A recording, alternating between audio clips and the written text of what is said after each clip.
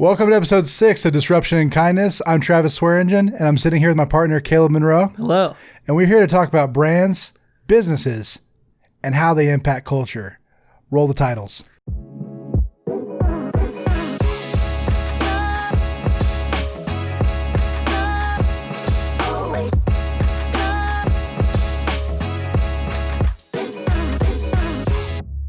Hey, dude.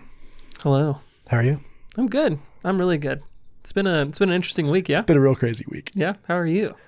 Sleepy. Like super sleepy. I've had family in the hospital this week, so I've been alternating with someone. We've been sleeping overnight with them and dealing with nurses and tests and all kinds of crazy stuff. So it's been a lot. I haven't gotten a lot of sleep this week. Yeah. I think that at Monsoon, we definitely posture family right above business. Sure. And just knowing that life happens, and there are times that we just needed to be present and to take things. Right. That's what I love about our culture, though. I mean, I know that if I've got to be in the hospital with family or whatever, I know that you guys are going to have my back and that we're going to make this work and figure it out. So it's been crazy, but I haven't had any like work stress because I just know that this company's got me, and we all have each other. So that's been good. There's a reality of like, I expect every single person at Monsoon to give their best. Right. But sometimes my best is really, really weak. Sometimes my best is incredible and I'm grinding and I'm showing up nights and weekends to get something done. And sometimes my best is not that. I had a kid who's like puking at night and I stayed up until 4 a.m. and my best the next day is not going to be the same as when I'm rested and present and ahead and have vision. And so I think that knowing that the reality of having such good partnership between you and me and Travis is that when one of us is weak, we're able to go and shore up each other's weaknesses during that time and provide support for whatever's happening. So I think that there is a complete freedom where I know you're giving your best.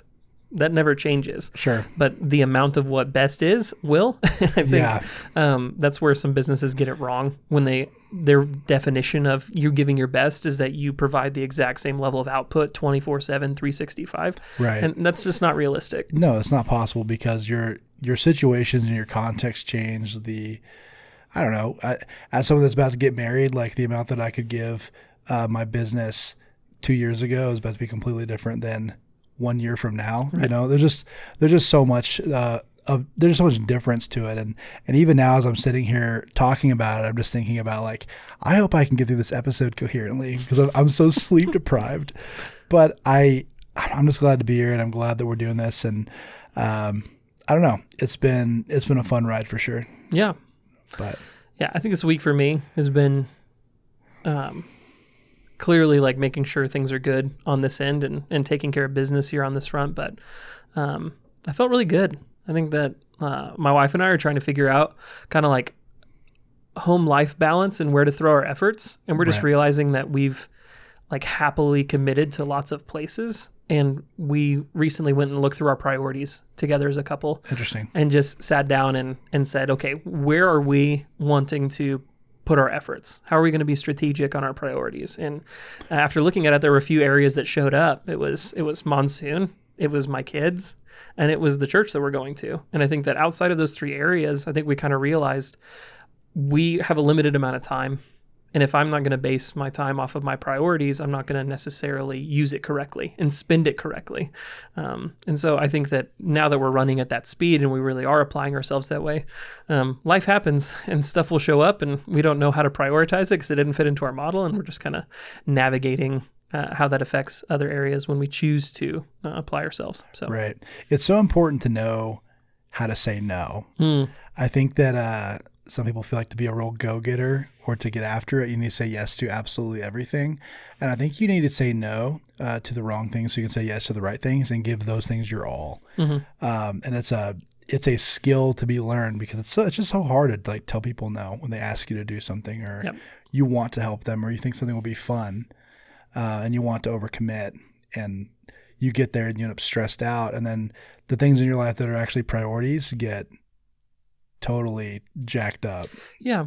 They get totally like your efforts for those things that matter the most, like Monsoon or your church get completely diluted with everything else that you've committed to. So yeah, we encountered it in a really simple way. Like kind of first couple of years of our marriage, I just sat down and actually looked at a budget because we didn't really have a budget. We had money. It was fine. Right. We wanted to go out to eat. We went out to eat. We just were pretty loose about it. Didn't really care. It didn't need to be. But I went and actually looked at our spending that month and saw that we spent like $300 to $400 on eating out in a 30-day period. And it's just kind of like a little bit of a wake-up call where we're like, is this, what's the actual benefit? Yeah, convenience for sure. Right. Like I didn't have to prep dinner. She didn't have to prep dinner. We just ate out. It was convenience, right? But as we sat down as a couple, we were talking about, man, what could $300, $400 do in a different way? Because we had groceries that we had bought. We were still being responsible and those groceries were spoiling in the fridge. And so figuring out priorities, even a small way through budget, was helpful. And I think this is just kind of taking it a next step where we're looking at relationships. We're looking at friendships. I'm looking at how I apply myself, because for me, I'm now making the choice between, you know, sitting down and spending time with my son, helping him learn how to read and hanging out with him, or going out and pursuing a meeting, you know, past hours. And I'm able to, like you said, learn the value of being able to say no to protect the things that are important to me and are a priority to me in my life. Gotcha. So what does saying no look like then for you? Does that mean that you said even like relationships? So do you have like friends that you're cutting off? Like what does that like you're not meeting with them consistently or? No, I think that I have times in my day that I've allotted to be able to pursue relationships or business meetings or new ventures. Sure. And then I have a complete hard cutoff point. When I go home, I'm home and I'm present with my kids, and I don't allow late night meetings. I'm not looking to talk business after that point. I'm not going to sacrifice the years that I have with my kids. So it's more that if this week is full and I'm looking at my week calendar and I have somebody that, hey, let's go get coffee, let's do it, I will push them to next week. Right. I will push them like until they find an open slot for me to be able to do that, instead of sacrificing or just making it work like I used to. So I think saying no isn't necessarily like, I mean, clearly if someone's toxic or bad for me and my family or doesn't have my best interest in mind, I'm not going to give that person admittance. But I think prioritizing when I get to the end, when I'm looking back on this time period in my life, even year to year, I don't want to regret. I'm not going to think about the coffee shop meetings I had in business. I'm going to think about the moments that I missed with my son, my daughters, you know? So I think that that's just what's important to me. And I'm willing to push other people, and I'm not willing to budge on the priorities I have in my life. Sure. And that's just going to provide you with so much more balance as well. It's really interesting because you've gotten to kind of see me single in business and now dating and then now engaged and soon be married. I used to be able to just get up at 6 a.m., get to the office at 7 and just sit up here until 9 p.m. No problems. I had no obligations. I called it work-life integration rather than work-life balance, because I'm like, you know, and I guess I still kind of believe in that a little bit, but I just I really didn't have any like really strong balance. And then when I started dating Bailey and I started realizing how serious things were getting and that I wanted to marry her, I really try to shut off at like 6 p.m. or 7 p.m. and really be present with her whenever I can. There's some like pockets of me still working super late, but she's an occupational therapy student, so she's doing homework sometimes, and so I'll be like, I bet I can get ahead on this, and I'll jump in. But I'm trying to really learn what balance looks like, and it's very interesting. Yeah, values definitely change over time. And I think that I was the same way before I met Rhonda. And then once I met Rhonda, like there was a complete priority shift that ended up happening, because I thought that I've always felt like my life was busy and I've always felt like my life was full. But when Rhonda came in, there were a ton of things that were valuable before that just stopped being valuable. And I stopped doing those things because in a comparison, I had something that was so much better. And so my life stayed full, but it was an immediate reprioritization of my life and my heart and my values when she came in. Same thing with my kids, right? And so I think that you have these value adds and these value moments that happen in your life where there's just immediate like, these things I really thought about and cared about, I'm not necessarily as interested in spending my time that way compared to what I have. Sure. Have you heard of Pareto's principle? No. It is something that I very, very deeply believe in. It's also known as the 80-20 rule. That Okay. Yeah, so I've heard that. so 80% of your inputs will get 20% of your outputs, and 20% of your inputs will get 80% of your outputs. And this is true for business. This is true for so many things, and like exercise, dieting, whatever. Like it's really eerily true in so many aspects of life. And when I was single, I was able to like do the 20% that gets me 80% of the results, but I was really able to camp out in that 80% that doesn't really move the needle that much. I was able to hang out there. And when Bailey and I got really serious and we got engaged, I really started looking again at how is Pareto's principle impacting my life?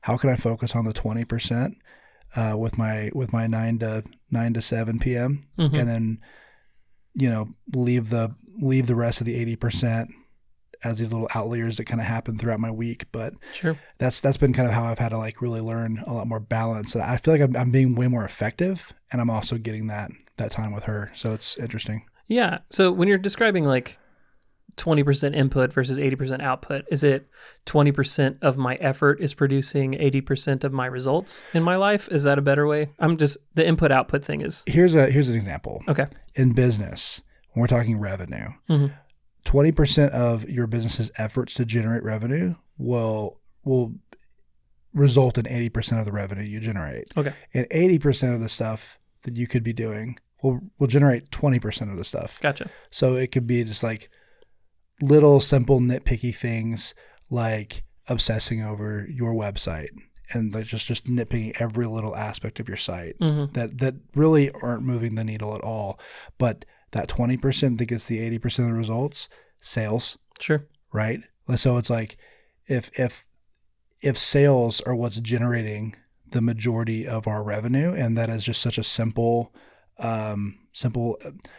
task, like it's just sales is sales, how can we ramp up sales? And that's a way we've been scaling our company. And that's why we brought on our creative director to begin with, was to give you more bandwidth to focus on that. And so having a partner completely focused on that 20% input is going to give Monsoon a much greater output. Yeah. As a result. Yeah, no, that makes sense. And I appreciate the clarification. I think in a simple way, you really need to identify the product or service that you're offering that's actually generating revenue.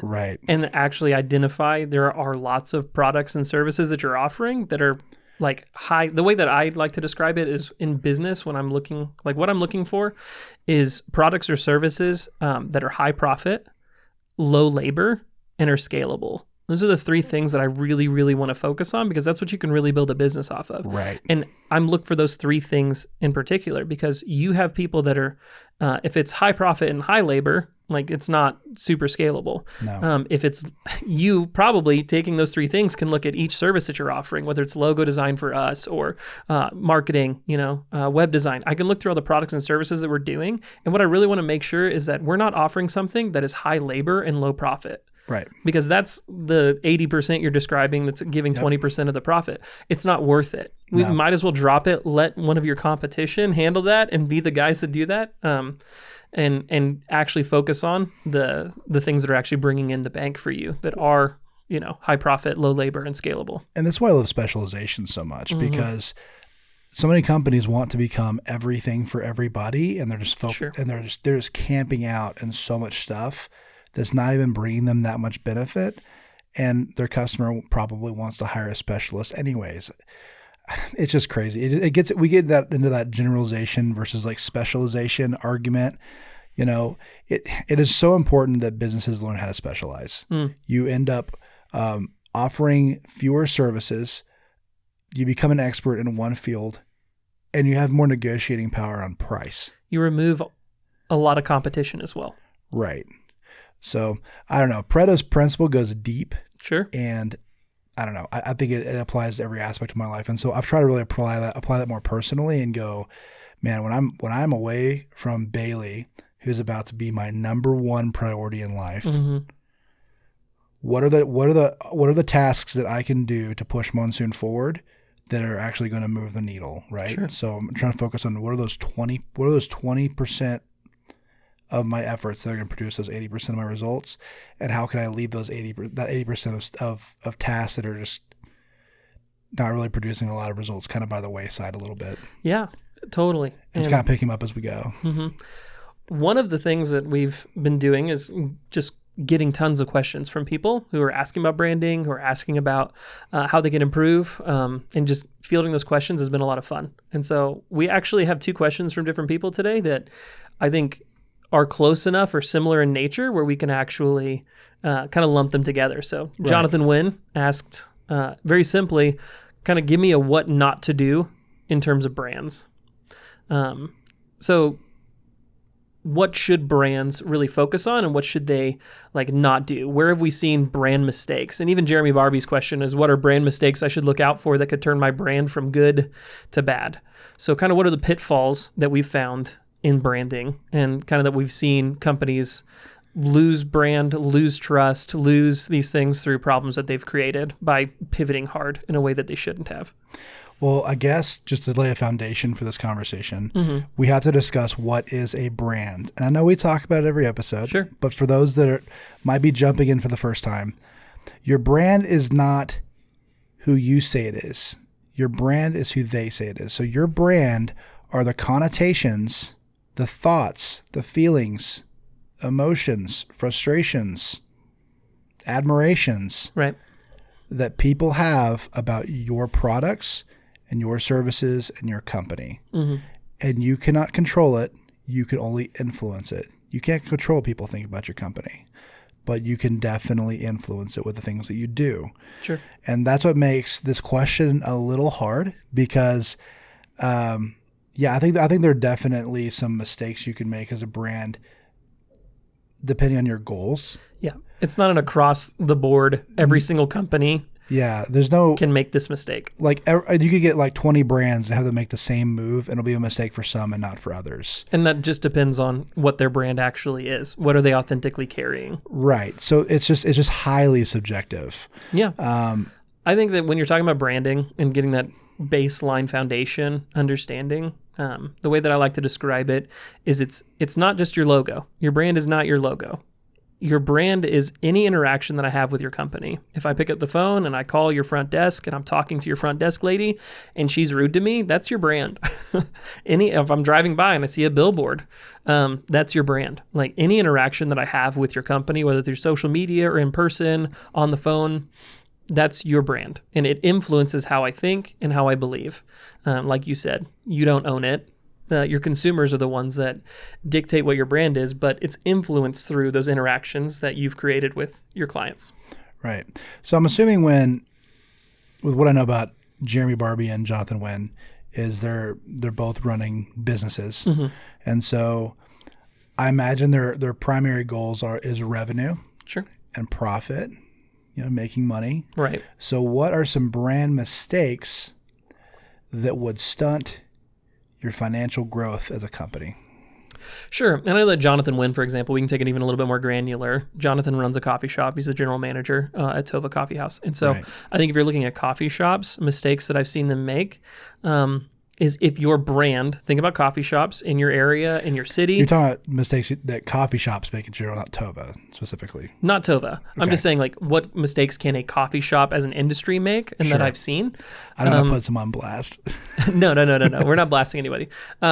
But most coffee shops will fall into like college coffee shops or student coffee shops. You see lots of coffee shops that will pop up around universities, around cities, and they cater to a very cheap demographic. They are very accessible coffee shops. They have very low ticket sales, and people may not even buy anything. They just come for the Wi-Fi to sit and to study. Right. And so that's their brand, is that they're accessible. Anybody can come here. We love youth energy that's there. The music that's played, it's all just different. Now, I've seen coffee shops that have planted themselves there, realize, hey, my ticket sales are low, and I need to increase them. And so what they'll try and do is start applying an upscale side to their company, and it doesn't resonate with their base. That's not why they're there. They're there for free Wi-Fi. And so I've seen coffee shops in Denver do this. I've seen coffee shops in Kansas City do this, where they will actively fight against the core of their demographic by removing plugins so people don't just squat in their coffee shop, so they can't charge their laptop and stay for extended periods of time. and they try and transition themselves to be more upscale, high ticket. They expect you to purchase. They expect you to not stay and squat, and they end up offending their base. And you can't have both. If you're going to transition, great. If you're going to stop doing that, great. But that's a really hard transition to do as a brand. And I think that in a small way, making a move where you're increasing ticket prices, where you're raising the cost of things, where you're removing like plugins for laptops, and you're trying to prevent people from coming and squatting and like not creating space or sales, like that can go wrong. Now, if you start in a major way and you're the exact opposite coffee shop, you are catering to commercial people, to businesses who are coming in to do meetings. Like they want upscale, they want quiet, they want somewhere where they can have a conversation, and they're willing to pay for it. So doing those things to remove plugs, to remove other stuff, to prevent certain demographics from being noisy and not playing tons of music, like that's the environment that they're looking for, and that's what creates those ticket sales. That's what creates that high-end experience. So you can see that happen the opposite way, where for that company, if they're trying to, have tons of youth nights or do other stuff where they can actually end up harming their brand, like brand moves that you should watch out for is you need to become fully aware of your base, your clients, what their fears are, their concerns, their needs, their wants, their desires, who is bringing in your money, who consistently keeps interacting with you, and then do things to enjoy them and push them forward, like that interaction to have it be positive. Lean into what your brand is and don't offend that brand to try and like pull somebody else in. Right. It completely it's so variable to who is your company, what do you sell, and who are you trying to sell it to? Mm-hmm. And those things can be different for so many people. My biggest advice for someone that might be afraid of making brand mistakes with their company is you need to spend a lot more time getting to know your customer. 100%. And I know that we've talked about it, but it is so critical to really granularly understand who is my customer, who is bringing in that money, what do they value, what do they hold near and dear, and how do we cater to them, and what would be problematic for them, and avoiding those things. Sure. Like you said, like if you're trying to attract a lot of students, removing electrical outlets would be a bad move, a very very poor choice. Right. Jeremy Barbie, I was just looking at his Facebook. He's the president of Roy Neal Insurance, and they sell aviation insurance. I want to make sure he's not left out. But What would be a bad brand move for an insurance company for aviation? That's very specific. Yes. It's incredibly. So when we're talking about generalization versus specialization, like this is clearly, I'm not just insurance. I'm a very specific form of insurance. Right. So the people that they are going for are, I'm assuming Royal Neal Insurance is doing a lot of work with pilots of small planes. This isn't major. This isn't airlines like level. This is really like, hey, I have a plane. This is business and pleasure, helicopter insurance, pilot life insurance. Mm-hmm. Interesting. So learning those people that have a drive to do something, I think that most pilots are going to fall into either hobbyists who just enjoy flying, and like a good friend of mine who will just like take his wife and his kids and they'll hop in the plane and they'll fly to Dallas or Houston and they just like go and they use it for traveling. Or you're going to have people that do it more for business, that are pilots that carry passengers and navigate that route. So I think it would be interesting to sit down and talk to Jeremy and have more of an in-depth discussion on his actual clientele, what their needs are, who are the people that have been using him for 20 years, what do they like about Roy Neal, people that are new, that have left competition, why did they leave, why did they join Roy? I think those are all really interesting, like fascinating pieces to understand what a bad brand move would be or a good brand move would be. Now, just looking at his website, like it feels very professional. It feels like upscale is kind of what they're going for in terms of interaction. So I think it depends on his relationship, like you said, with his clients on to determine what would be a bad brand move or a good brand move. Right. I was looking at some insurance scandals or some things that have happened. The New York insurance company was dragged into a Wells Fargo scandal where a lot of their deals weren't on the up and up. I guess what I would say is make sure that your business is on the up and up. Yeah. Like whatever companies you're doing collaborations with or the deals that you are working on with your pilots, make sure that they are ethical and make sure that they are They're trustworthy because at the end of the day, like they're trusting you with their life insurance. If they're a pilot, I mean, I don't know. I think some bad reviews or some really bad press would just be devastating, especially with something like this.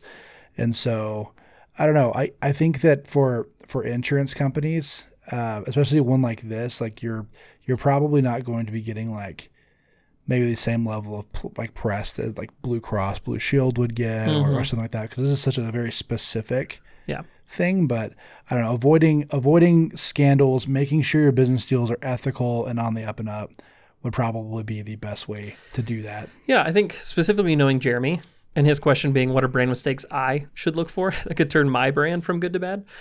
Knowing Jeremy is incredibly relational. Right. He's incredibly relational focused. He likes learning about you, your history, and how he can better serve you and interact with you. And when you're that relationally focused, I think a really bad brand move would be to scale people away from interacting with you. I think Roy Neal Insurance, like there are probably other insurance agents and you're the president and you're not going to be everything to everyone inside that organization. But for the people that you have good relationships with, that you've built that relationship over time, over years of interacting with them and you've been the guy, keep being the guy. Keep being the guy or impress them with someone else who's a better guy than you at that role. I think that being very careful to scale your business while still maintaining intentionality and relationship is probably going to be incredibly important. Most insurance companies like live or die off the backs of their agents and how good they are at relationship and generating a much more personalized touch point than a big corporate scalable monster of an insurance agency can feel. When I think about State Farm, it's kind of a faceless, there are thousands of agents all over the United States. But when I think it's my State Farm agent, that's really the approach they're going for, is even though they're big, they're still trying to be relational. They're still trying to be personal. They find competition by knowing your kids' birthdays, by knowing when your anniversary is, by knowing these big life moments that happen, and they want to push that forward in the relationship and carry that. So when we're talking about a mistake that you should look out for is making sure you are proving that intentionality in that relationship consistently through your messaging and not just being corporate, not just being distanced, not just being cold or academic, I would say, in your communications, even on social media.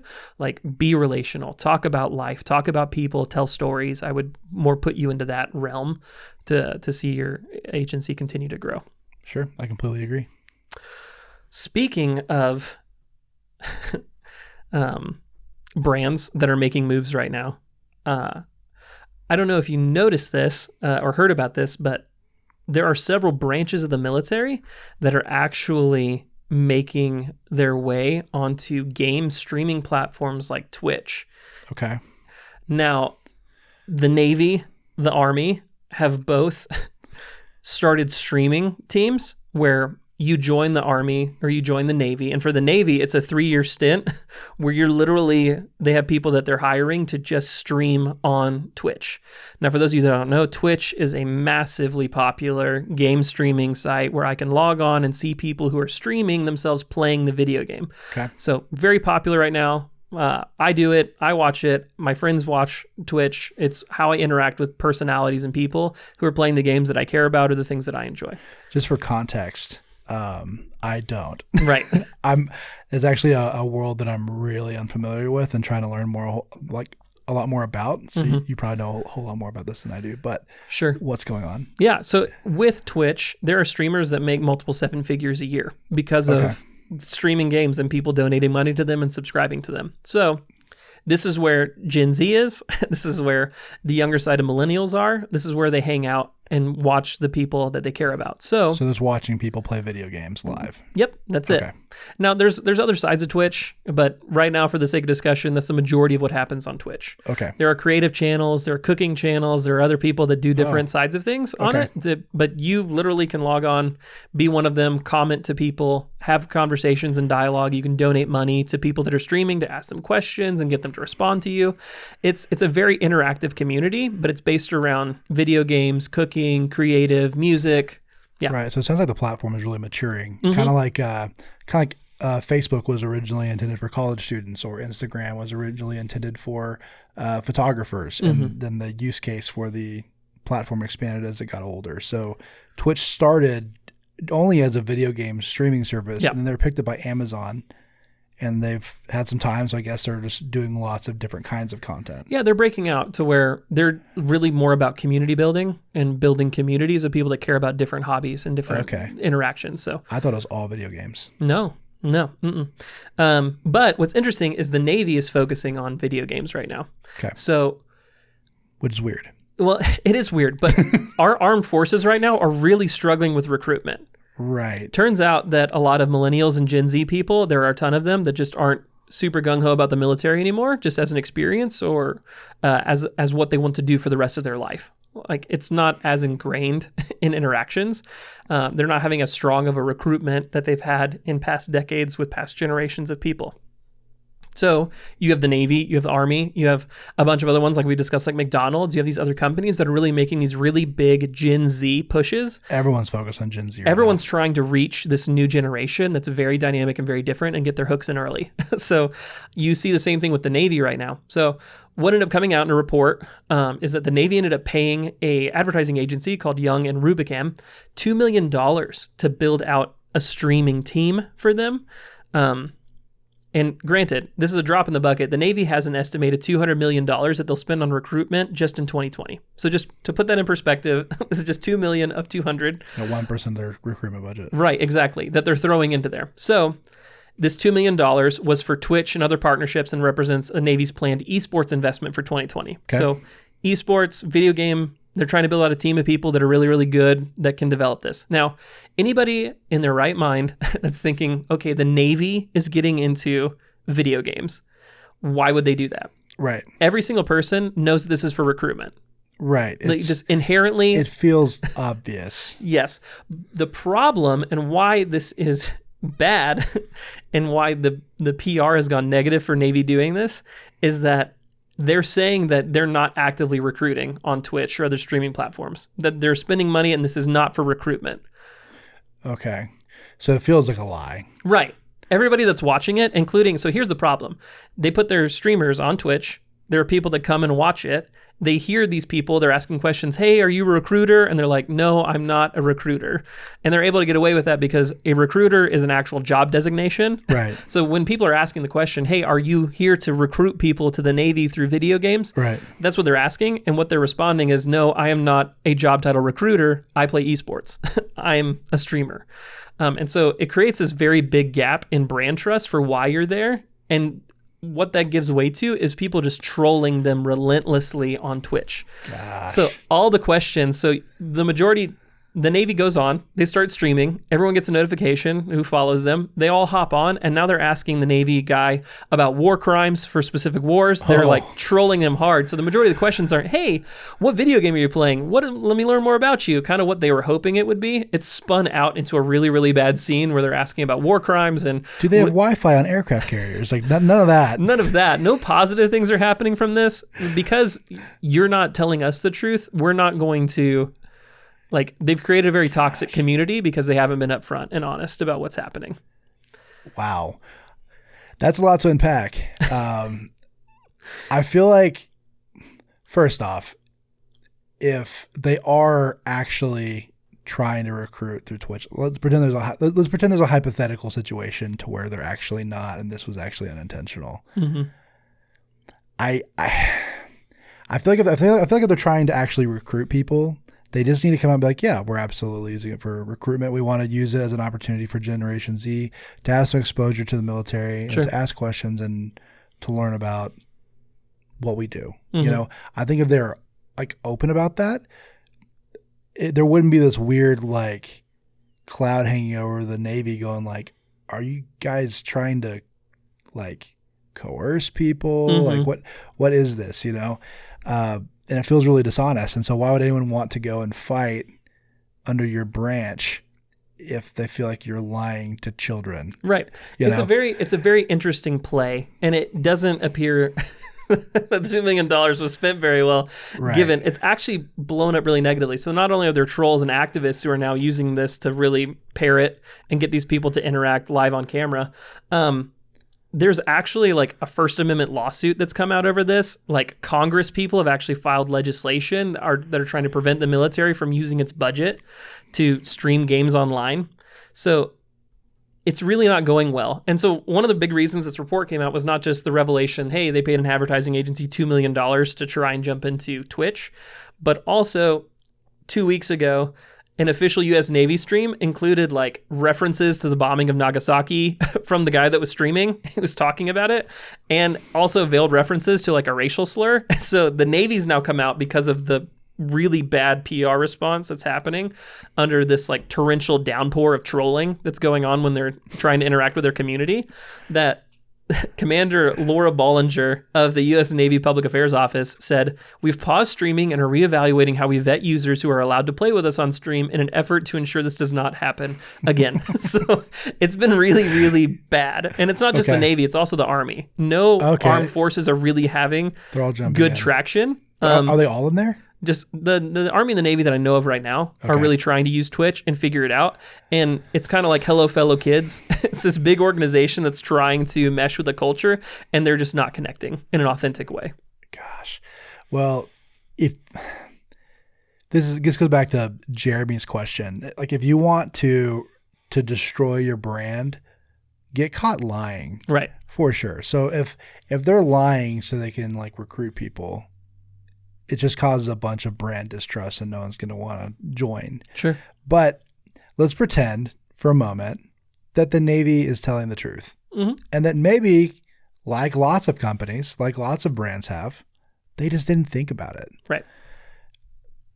It's still equally as stupid, because you just need to think about like, how has our brand worked with this age group in the past? Right. What are we typically doing when we're working with this age group? About 100% of the time it's recruiting. So what are people supposed to think? Right. I almost think that it'd be better just to come out and be like, yeah, we're doing recruiting, even though it's like, well, originally we thought the Twitch streaming thing would be a good idea for other reasons, but I feel like just coming out and be like, yeah, we're going to also use it as a recruiting tool, and being honest about that, it would definitely have mitigated a lot of this. But I just don't think that they even thought about, again, their customer. Who are they trying to reach out to? Sure. What do they value? How have we interacted with people of this age group in the past? Mm-hmm. What is the public going to think about Right. this? We're the military, and we're interacting with your kids on a live stream through video games that they follow. Mm-hmm. I don't know. I think that they just didn't think. Right. There's and this is the reason you really need to understand the audience that you're trying to put marketing dollars into. Right. You have to understand them. And I think there was a very big disconnect between the Navy going, hey, can we get on Twitch? This advertising agency saying, sure, we can get you on Twitch, and not actually thinking about what value they're going to be bringing to that community to actually create something positive. Just the Navy's presence on Twitch does not create value. And if the end goal is recruitment, I would say that any money the Navy spends in an advertising wing is to generate a positive response to their brand. Sure. People like the Navy more. That's one of their goals probably. And it's probably to get people to sign up for the Navy. Like, I don't know how you could ever disconnect that from any advertising budget. What else would it be for? Right. They're not trying to court business. They're not looking for new people. It's the Navy. Like, people are already having back channels. That's not why they're spending public advertising dollars. And I think we're all aware of that. So they needed to ask the question, how can I bring value to Twitch? I would feel the same way if the Navy came out with a brand of Navy popsicles. Like, cool, that's fine. You spent money. You totally can do that. I don't know anybody that's getting value in your brand by buying popsicles for the Navy, or why I would want to. Right. And I'm like, yes, you're streaming video games. Video games are cool, but what is the Navy adding to the equation that makes me view them more positively than any other streamer that's doing something already? Sure. Right? If the Navy was going to get into popsicles and they had the most incredible tasting popsicle I've ever had in my life, I've never seen anything like this before, that would be positive. And I think they needed to take that unique, exotic approach to streaming, because otherwise, why are you here? And then you lied. You're not bringing any value to the table that I can say, wow, maybe you're here for recruiting, but this is so entertaining, I want to be here. They're not doing that. And that's where the big disconnect. They're not bringing value, and they're just spending money, and they're lying about it, and it's creating a giant PR disaster. I hate to get political on the show, but I actually have zero issues with military branches streaming to Twitch in a recruitment effort. Like if they just came out and were like, yeah, we're recruiting, I have no problems with that. Sure. People do much crazier things through streaming platforms than just going like, hey, career opportunity. You know, if you don't think college is for you, join the military. You know, so I don't think they're doing anything wrong. I think it's something the Navy noticed. I think it's wrong because they're lying about it. Yeah, 100%. The Navy noticed, hey, these guys that we're sending out, our soldiers that we have, they like playing video games. Yeah. There's a common thread here, video games. Let's go find other people who like playing video games and let's pull them into the Navy. I can understand the logic. Just the way that they executed on it and how they really handled the conversation around it has been really poor. Yeah, I think trying to shut them down over recruitment through Twitch is kind of silly, but they shouldn't have lied either. They just haven't helped their cause at all. Sure. But, you know, there are also, like I said, there's so many other brands that are using these streaming platforms in order to leverage Generation Z into making purchases or to join their cause or to push their brand or become advocates for them. Yeah. And that is no different for Burger King. Okay. Right. So recently I found this video that I think highlights one of the coolest marketing campaigns I've ever seen. And I know we haven't played a video on here before, but I'm going to play this for you. We're going to have the video up on the screen for our listeners, and the narrator of this video does a really great job. So even if you're just listening on the audio, you'll be able to hear what's going on. Yep. We'll just get some commentary as the video goes, and we'll just chat about it. So let me get this bad boy going.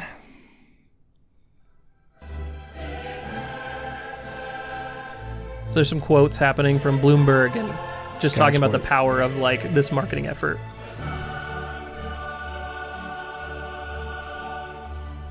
Confused? Let me take you back a few steps. You haven't heard of Stevenage Football Club, right? I hadn't. No, well, neither had we. But we realized that even though they're at the bottom of England's fourth division, they were going to appear in the same video game that all the expensive players were going to be in. And that's when, almost 2 years ago, we decided to sponsor 2 years Stevenage. ago. This is a 2-year play. Because if we put our logo on their real shirt, we would definitely have our logo in the game. Brilliant. Introducing the Stevenage Challenge. Gamers across the world immediately started choosing Stevenage, signing the best players to our team. Okay, so you can switch with the players on your team. Oh yeah, no, they got like Messi playing for the worst team in England. For every goal they shared on Twitter. So you have Ronaldo wearing a Burger King. The news took the gaming community by storm. One of the best kids in the game, the Stevenage, they have Burger King as their sponsor. Oh, Lawrence. Oh, my God. Football food. So these guys are streaming. Yep. Viral. Just like that. Our small team in real life turned into the biggest team online. That's insane. Mm-hmm. So, gamers chose the best players in the world to play for Stevenage. 25,000 goals shared online. The most used. The shirts sold out for the first time in history. That's crazy. You take a sports franchise that no one really cares about and you sold out all their merch. So they created an online... I love this part. Sports. It's in the flame. BK Sports. It's in the flame. It's ridiculous. That play on EA. Yeah, 100%. Unbelievable. Yeah, again, everyone is using these platforms to reach Generation Z. We've seen this with the Travis Scott collaboration. We're seeing this with what's going on with the Navy. Burger King's doing it. Everyone's trying to make this play right now. What do you think? That's crazy. Like, that's a 2-year play. Imagine in 2018, someone goes, hey, we should try and get into like the next FIFA game. Mm-hmm. We'll just sponsor the worst team, and then we'll be able to switch out Ronaldo. And he'll be playing for us. And I want to meet the person that started that idea, that had that initial gut reaction of, this is going to be a long play, but it's going to be freaking brilliant. And that, like, to me, so many people were, okay, I want to get into FIFA. What's the best team? And how can I put my brand next to the best team? Right. And they go about it the completely opposite direction with this Burger King play. They're saying, hey, let's find the worst team where our dollars will be stretched further when we invest it, probably to sponsor the worst team in the league and get their logo on it, versus even one that's in the middle of the ranking was so much more expensive to make that same play. Well, I think if you sponsor the best team, there's really no like excitement behind that. And if you're using the best team to to beat the game or whatever the Stevenage challenge was to get food, it'd be so much easier for people just to rack up a bunch of like Burger King coupons or vouchers or whatever. But to actually gamify this and to sponsor the worst team and say, you're gonna use the worst team and you're going to do the super hard challenge of beating FIFA or getting to the end of the championship, whatever the challenge was, and you're going to get free food because of it or discounted food because of it, and everyone just went crazy with it. Yeah, the fact that they had 25,000 plus goals shared online, like just with their logo. Their logo is on the center of the jersey. Right. Everyone sees it's Burger King. These are Burger King players. Right. And the fact that, like you said, they gamified it to where I now have a fun challenge of taking the worst team and turning them into the best and winning championships with them and recruiting better players into my organization and playing with FIFA that way, to where, yeah, it's all digital. Clearly, Stevenage in real life is deservedly in the bottom of the standings for a reason. Sure. But what Burger King has done in terms of interaction and creating like this kind of momentum with marketing dollars that were spent, it's insane. Very, very, very popular. And I agree with you. When I saw this, I was like, we have to talk about what Burger King is doing, because I think so many businesses can learn from not just doing what all your competition is doing, not just finding the best, most well-known, but actually taking an undercurrent route and sponsoring somebody and having this underdog story happen with your brand where, yeah, Burger King is not McDonald's. No. They're an underdog even in their own space from my perspective. And so finding the underdogs and supporting them and then bringing value to random people to where, yeah, of course I'll share this so that I can get a burger. That sounds sweet. Pay me to share something on social media that's inexpensive for me to do, but it's so valuable for the company of Burger King to raise that kind of awareness. The fact that the jerseys sold out for the first time in franchise history is another nutty statistic to me, because people are excited about a jersey that just has a Burger King logo on it, and you've generated that level of excitement for the organization. Right. Well, your game is actually selling real sports paraphernalia, which is insane. Exactly. Absolutely insane. And it makes me really wonder, like, how much did Stevenage know about the plan that they had? Like, I don't know, if I'm Stevenage and you're coming to me and you're saying, we want to sponsor your team.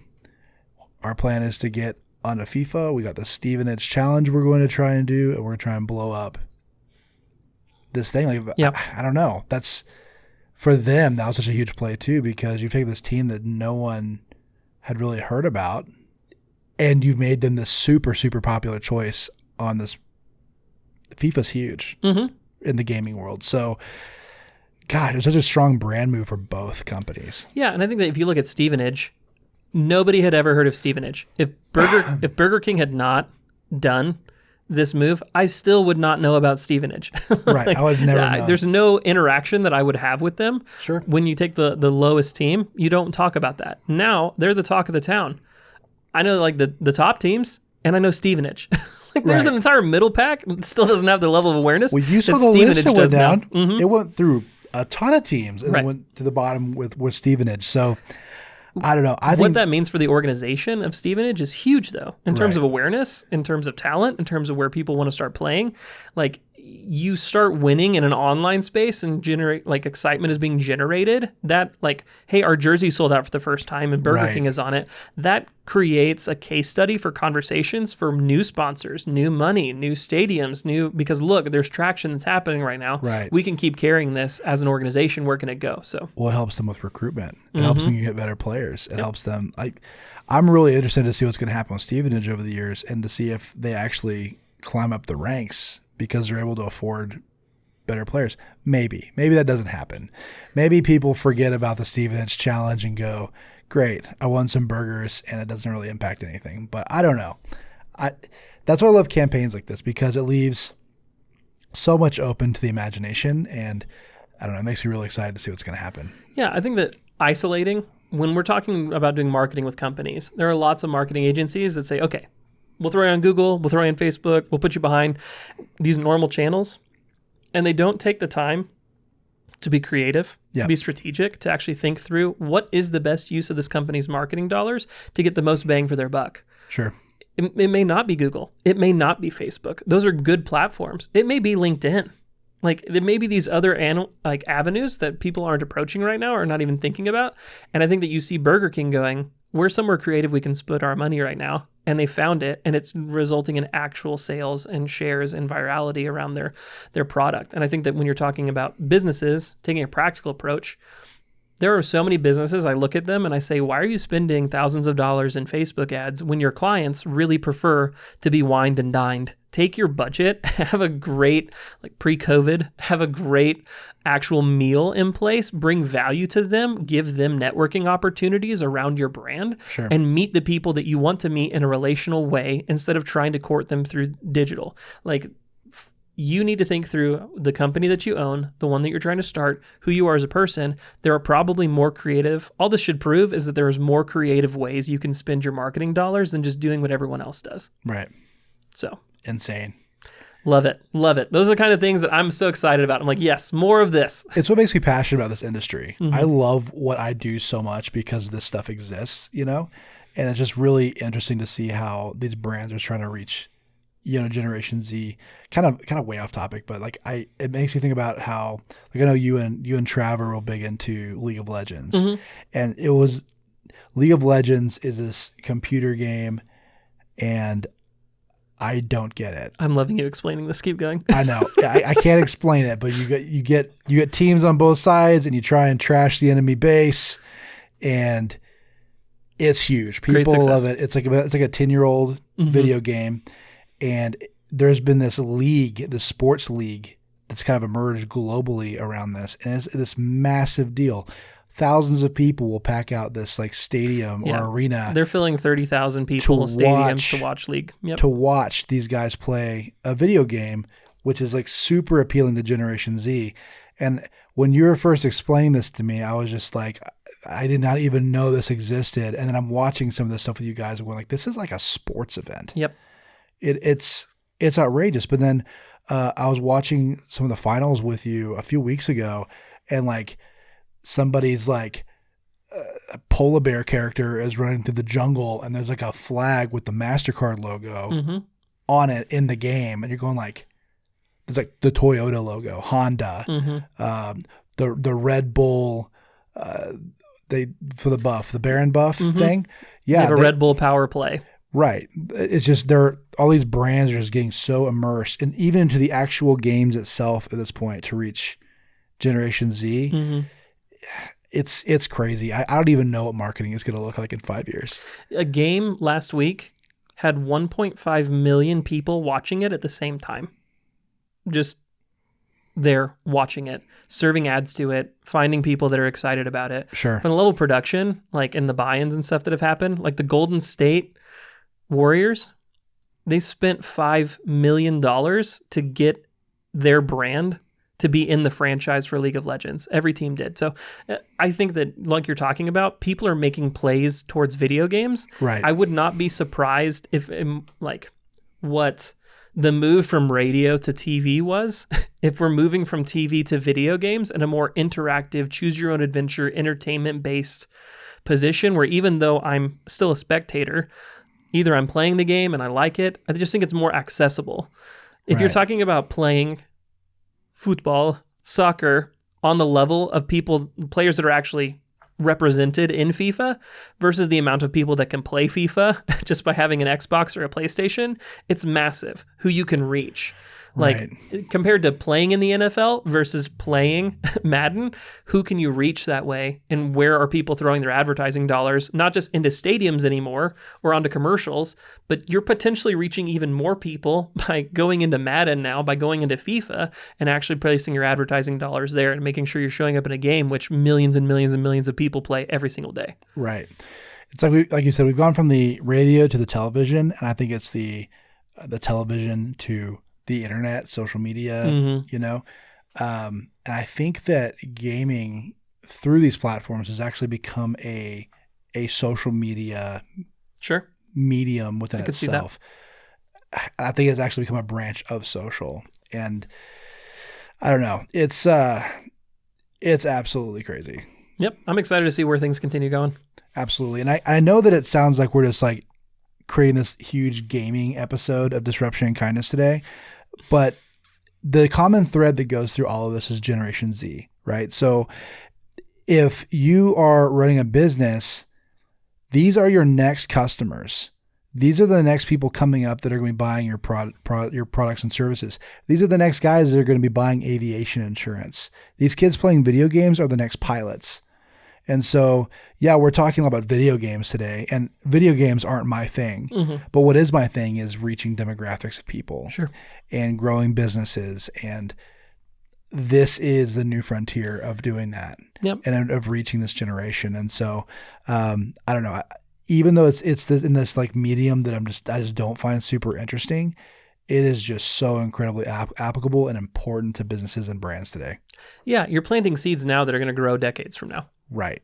It's the same thing McDonald's is doing. It's the same huge brands right now. You need to pay attention to these trends for your company and understand that this Generation Z and below are not like other generations. They are unique. Their fears, their needs, their desires are unique. And the way that you start approaching them now will dictate success in the decades to come for your company. And starting that process of getting to learn them and spending money now on it, this is something that's bigger than video games. It's worth paying attention to for every business. For sure. Well, I think that's all the time we have for today. Mm-hmm. I'm going to go ahead and land the plane. Do you have insurance? No. Good luck. For sure. We're going down. Thank you. Thank you for listening and supporting us so far. You can subscribe to us on YouTube, Spotify, Apple Podcasts, Google Podcasts, or wherever you listen to your favorite shows. Stay tuned for weekly episodes dropped fresh every Friday.